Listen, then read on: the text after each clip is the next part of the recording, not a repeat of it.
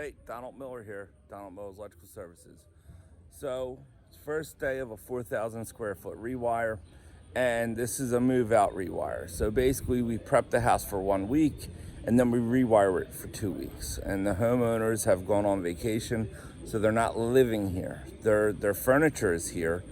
And we're doing this video to show when you're doing a lead-free rewire, it does require a good amount of prep work because anything you don't protect can come in contact with lead when we cut through the plaster walls.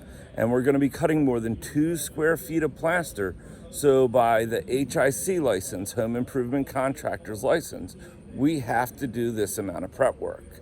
So I'm gonna do a walkthrough and just show you the amount of prep work. All right.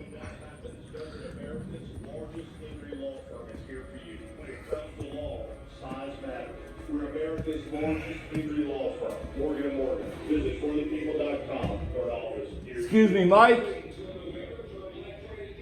Mike or Morgan, unplug the radio. All right. Sorry about that. So we'll start at one side of the house and we'll work our way to the other side. Front porch. All right, now all this will be covered with plastic. All right, that's gonna be our working table, but everything here we're gonna cover. We're gonna put plastic on it. And it's important you put plastic on everything because again, when you start cutting into plaster, the plaster will get airborne. So you can see that we're putting down the floor protection.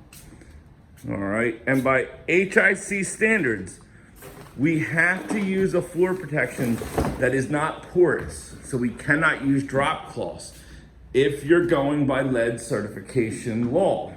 And if you have a home improvement contractor's license, which the electrician in your home, if doing a rewire, by law, he needs to be HIC certified. He needs to be lead certified as well. So he has to follow these protocols. That's our number one reason why we do this amount of protection. All right, anything not protected will be exposed to some type of possibility of lead.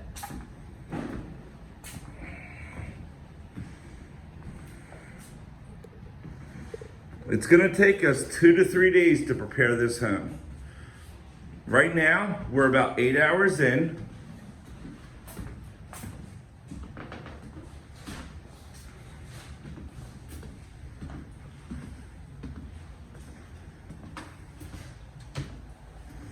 All these bookshelves are gonna be covered with plastic.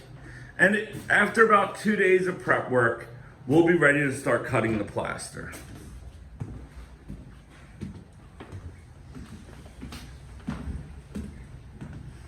Let's shut this front door. It's a balmy 85 to 90 degrees today. So let's go up the steps.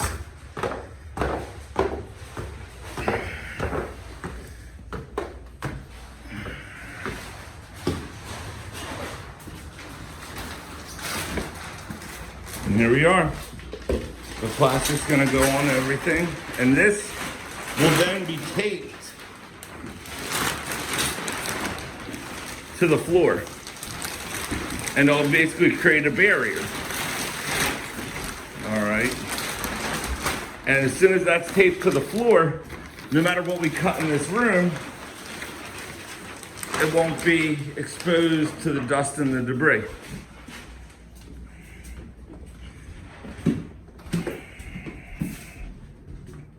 Every room.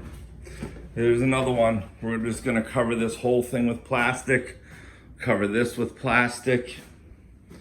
It's a beautiful home. Hardwood floors are really nice. Well preserved.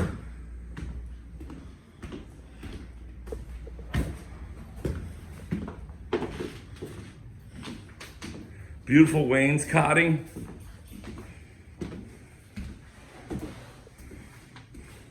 Now we're working our way through the house. So here's the hardwoods here. We have a bathroom that still needs protecting over there.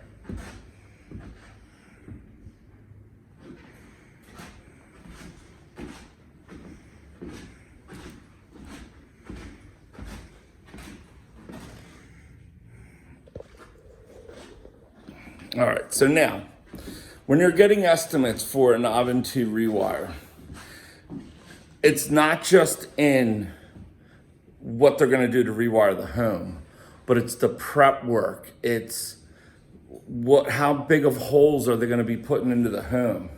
So when you get knob and tube estimates, you really have to be careful what you're estimating for. And again, if you're an electrician watching this video and you're estimating knob and tube, it's not just the knob and tube that you're gonna be liable for, especially if you have a savvy homeowner that knows about lead certification. It's over an $11,000 fine for intentional exposure to lead. And when you cut through these plaster homes, all the paint in all these old homes are all lead-based paint. So basically, there's no way around it that you have to follow lead protocols, especially in a real estate transaction. I've seen people in the Chestnut Hill area come back on them and they get fined because they went into a knob and tube home and they only bid for the knob and tube. They didn't bid for any of the protocols. And they went in, did the rewire, and left a layer of dust on everything. And one of the children in the home went and got tested for lead, and it wasn't hard to figure out how. They let it right back to him. He got fined. I was on another site when it happened, and we were instructed, and a memo was sent out by this company that was hiring all of us of what just happened. We were lead certified. We were already doing RAM board. Other companies were doing plastic on the hardwood floors. And what happens with plastic is as the plaster falls down and as guys are using their tools, it forms holes. And the moment it's punctured, you now have a breach in your system. So all of our prep work is all based on the cleanliness of the rewire, making sure it's safe for the guys working. While we're cutting, we're using extraction equipment. So we're not just filling up the house with dust. These are things that go into the cost of a rewire, and there's ways around it. There's ways to get a cheap rewire, and it's called an investor's rewire. But basically you have to resand all the floors, and you don't have to care about the patching of the plaster. Like if you do a drywall patch, that'll get it cheap. You do like drywall in a plaster home, your patching can be half the price of plaster repair. So there is ways to make a rewire less expensive, but you have to be willing to accept those ways. And you have to know when you're going in for estimates, what are you getting for your rewire? That's important, okay? Because if you're just looking at that bottom number, okay, and again, other electricians, you put out that bottom number, or you just got to make sure you're not liable for what you're giving them. Make sure that you're following everything you need to follow. So enjoy your Monday. God bless. Take care.